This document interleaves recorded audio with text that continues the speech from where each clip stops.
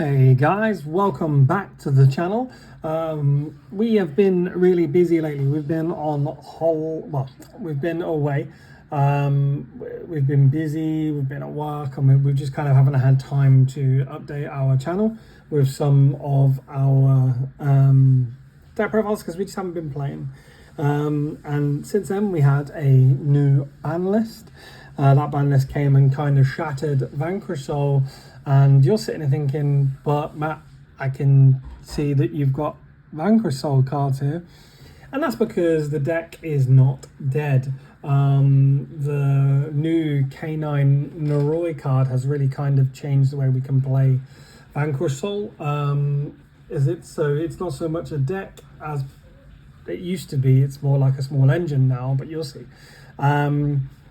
But yeah, Noroi is just cracked, and that allowed us to come effectively second yesterday at our locals. Really kind of, we lost to the last game to Neo. Game one, we lose only because he draws talents, I'll be honest with you. That is what it is. He played it really well, played for all the interruptions, but that's why we lost. And then game three, we lost. I say we lost because he drolled us on our first search. The boardy mode is going to be really difficult to crack anyway, but I feel like I may have been able to do it if we didn't get drolled, but it is what it is. Other than that, we beat another Orcus K9, we played against Lunar Lights, we played against some like Primate Dominus deck, which was pretty cool. So yeah, we played some good decks out there, and we went into the very last round undefeated. So anyway, you're here for the profile, so let's get on with it. So I'm gonna go with the Vanquish Soul side first. We played obviously three Holy Soul. Ronaldo's still the best. We opted for the 3 Xiaolong.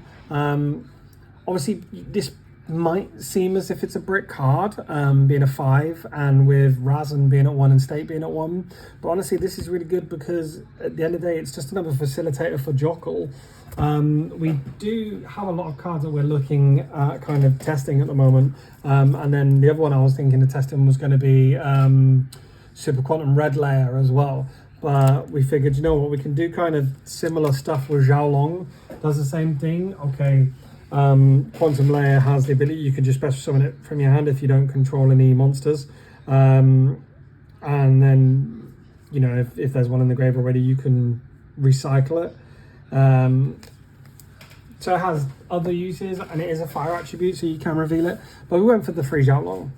Then for the other starter, obviously, we went for the 3 Mad Love. You still need to play 3, I still think, because obviously the field spell is still really good.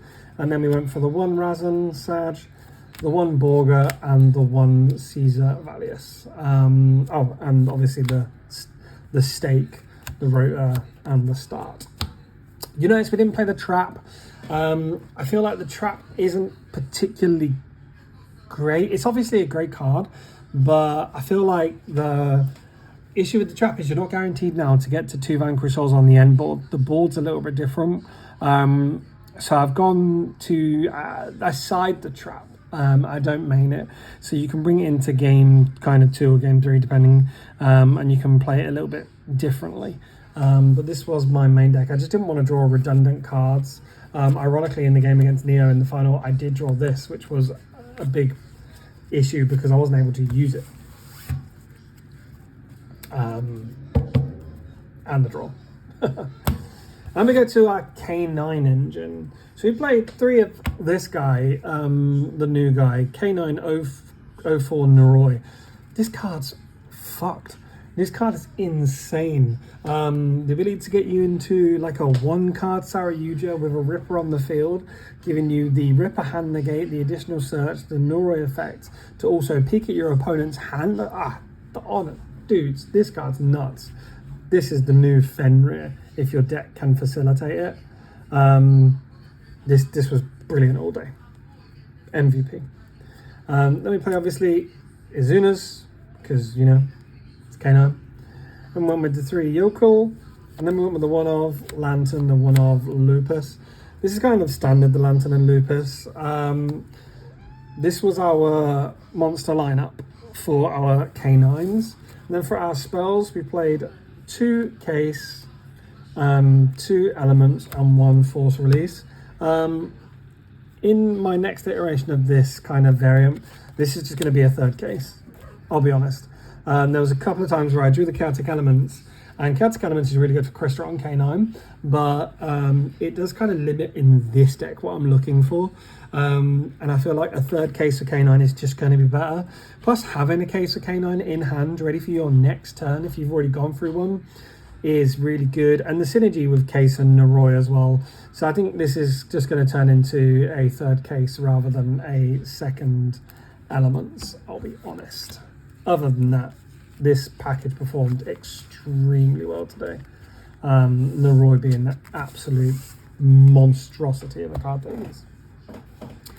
Hand traps 3 Nibiru. Nibiru is a terrible card, but it's also the best card when it's the worst card. If you know, you know. 3 Fualos, 3 Ash, and then our 1 of Dimension Shifter. 10 hand traps, no imperms. Technically, yeah, but the K9 cards are also hand traps given the way they play and the way they interact, so it's a few more.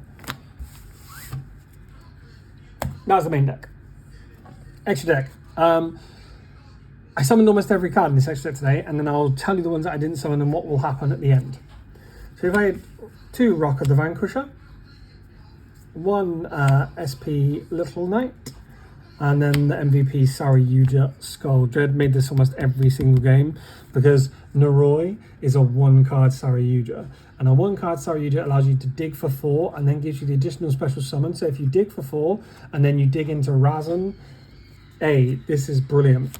The only thing you have to remember, which didn't come up, but it can do, is Saryuja is a mandatory effect. When you're playing against Yummy, they can just trigger your Saryuja for free. So they can trigger their talents, they can trigger their thrust, but they can also trigger all of their monsters and get the absolute most out of your interactions due to that arrow facing up. So be careful when you're making Saryuja against Yummy. Don't leave it on the board, or make Rock and then put this under it. So you actually have kind of the additional Saryuja plays. Then our Exeses, we played Zeus, because one Zeusy boy. We played Werewolf, we played Typhon, and then we played Valon, Nash Knight, Jax, Ripper, 101, and then we also played the second Ripper, the Rocks, and the Silent Honor Arc. This is what I'm going to tell you now. So these, I summoned every single one of these. Yeah, even the 101, manually summoned 101 with 2 level 4s. Attacked into a body and made Zeus. So, you know, he's cool. Ripper, I summoned it as well. Obviously, every time. Jax, I summoned as well. Using like loops on my opponent's turn to get the additional pop. Yeah, I summoned every single one of these cards today multiple times. So they were all perfect, fantastic. I didn't summon any of these 3. I say I didn't summon these 3. I obviously summoned Ripper, but I only ever made Ripper once. Rocks I never summoned. And Honor Dark I never summoned. So to be honest, these 3 I'm going to replace with Masquerade, CXE's Nash Knight, and Horror Masquerade, the C104. Because as good as these 3 are in theory, these 3 I feel like I might just use them more, giving more value to my Nash Knight as well. And this card just says, you know, win the game. So I feel like, bear in mind, I didn't use any of these cards. There was no time when this was going to come up. I'm going to replace them with this the next time I play this deck. So yeah, there is that. And then we'll go to the side deck. Retaliating Sea, MVP. Shout out to the Lunalight player who did Lunalight Fusion as their first action in the turn. Eugh, that was unfortunate for them. Droll is Droll. Phantasme, Double Bell, Regeki, Duster, Talents, and the Trap. few things to talk about the side deck. It's really difficult with the side deck cards for this deck because you have to concentrate on your attributes a lot, while also maintaining the fact that you need just good cards in your side deck that doesn't conflict with the attribution cost and also with the actual deck itself. Retaliating Sea was perfect. It's nerfed. It was really good. It was just such a good card. Really good into Drake Tail, really good into Loonlight, really good into kind of rogue matches as well.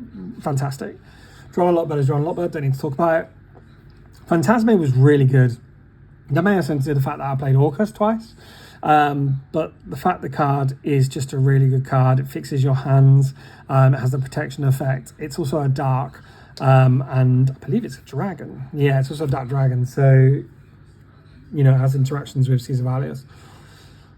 Going forward, I think I will change the Nibiru's for the Phantasmes. The Nibiru's don't share any attribute that I can use to trigger anything with, and it didn't. There was not one time that came up yesterday when I was like, Nibiru's going to happen here, whereas Phantasme came up all the time. So going forward, I will probably play Phantasme over Nibiru. It's weird to see the Regeki, the Duster, and the Talent with no thrust. I agree. So I might just replace these three into the main deck, drop Nibiru all together and put 3 thrust in here. So then thrust has targets for Regeki, Harpies and Talents. And also, you know, the trap as well, if you're going fast. So that's my thoughts. That's the deck profile. Really happy with the way it played. I didn't shift or anyone, unfortunately, but it is what it is. I'm going to put out quite a few deck lists, I think, this week. I've got a few little projects coming, which I think will be great fun. So keep an eye on the channel. We're going to have a Tri-Brigade deck profile going up as well. We're using the new Radiant cards. Yeah, don't forget to like, comment, subscribe, and we'll see you next time on Dragon Ball Z.